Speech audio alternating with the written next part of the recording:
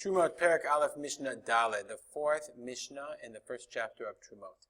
Okay, now we turn to the we return from who's doing the taking of Terumah to how to take off Terumah.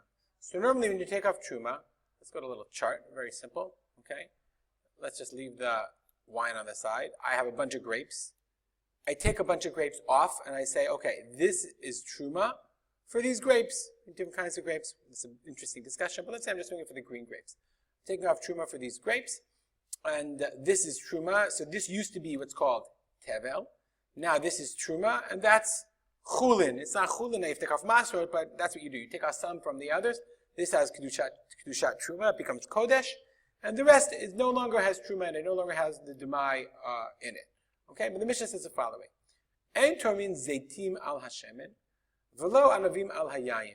But I can't take Terumah, I can't take off Terumah from olives on shemen, on olive oil, or grapes on wine. So here, what I do, I have wine, worked hard to make the wine.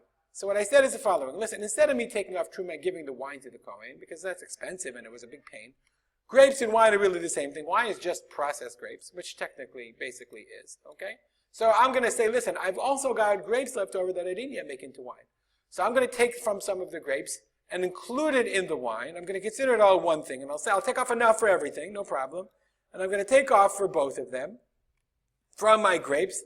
I'll take some of my grapes and make them into Terumah, but I'll have enough that I included the amount from the wine, and therefore I'll give the Kohen the grapes and I'll keep the wine for myself. Says the Mishnah, no, you don't do that.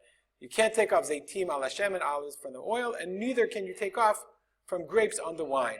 V'im tarmu. What if you did it? You're not allowed to do it. Why are you not allowed to do it? Interesting. The Kahati says the reason is because it says in the pasuk we said before, v'nechashev lachem trumatchem. How we do it? Kedagan min hagoren, grain from the storehouse, from the goren, from the storehouse.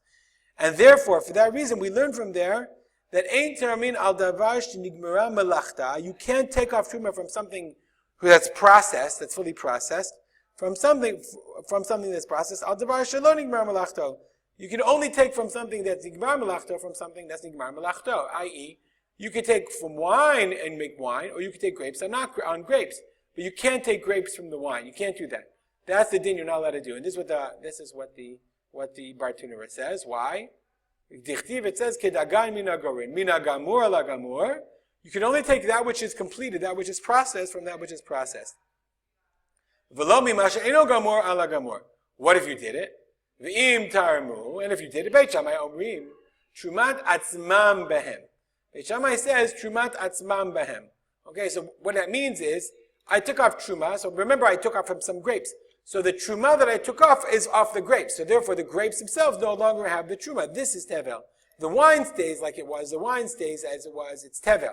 I'm sorry. The grapes now are not tevel. Now you have to take off maser and then trumat maser, etc., etc. But it's considered mufreshut truma minha navim. Truma was taken off from the grapes themselves. That's what Beit Shammai says.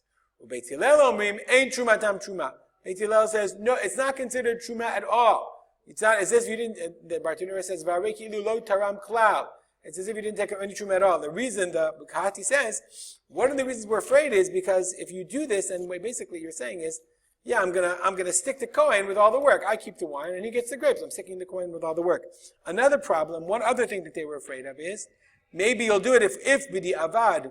Okay, we let you do this. Okay, then people will start doing it lechatchila because okay, b'di avad are not allowed to do it, but if you did it, it's okay. No, once you do that, people are going to start doing it lechatchila. That's just the way human nature is. If you allow something b'di avad, they're going to do it lechatchila, and then the Kohen is going to get stuck having to take care of the grapes and never getting any of the wine. Who would give him the wine? He could give him the grapes. Another reason they say, the possibilities other Mefarshim say, is that maybe you'll shortchange him because the amount you say, I'm giving him enough grapes to equal the wine. But very often people's calculations are off in their benefit, which is a problem. We'll stop here. If you have any comments or questions, as always, feel free to contact me at arspoter@gmail.com. I'll dedicate the learning to the memory of my father, Rav Sibra ben Yitzchak Kalman. Have a great day.